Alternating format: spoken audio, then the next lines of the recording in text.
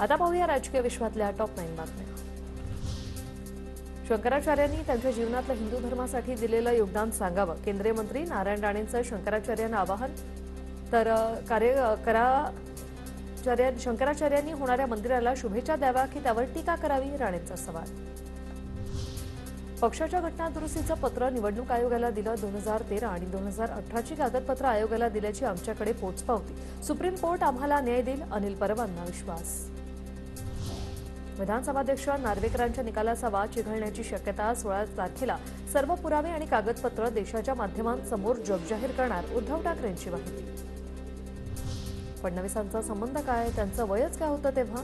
त्यांचं अज्ञान दूर करण्यासाठीचं काम माझं नाही, त्यांना चांगला गुरु मिळो हीच रामचरणी प्रार्थना, उद्धव ठाकरेंचा फडणवीसांना टोला। राम मंदिर उद्घाटनावेळी मनसेही आनंदोत्सव साजरा करणार। 22 जानेवारीला कारसेवकांचं स्वप्न पूर्ण होतंय, कुणालाही त्रास न देता शक्य असेल तसा आनंदोत्सव साजरा करा, मनसे अध्यक्ष राज ठाकरेंचं मनसैनिकांना आवाहन। मुख्यमंत्री शिंदेंना आता काही काम नाही, संजय राऊतांचा मुख्यमंत्री शिंदेंवर निशाणा। तर कल्याण डोंबिवलीतला शिंदेंचा कचरा साफ करू, असाही राऊतांचा हल्लाबोल। 22 जानेवारीला काळाराम मंदिरात जाणार, राष्ट्रपती मुर्मूंनाही आमंत्रण देणार, उद्धव ठाकरेंची माहिती। अयोध्येत राष्ट्रपतींकडून प्राणप्रतिष्ठापना करावी, ठाकरेंची मागणी। लोकसभेच्या निवडणुका डोळ्यासमोर ठेवून राम मंदिराचा सोहळा, शरद पवारांची टीका।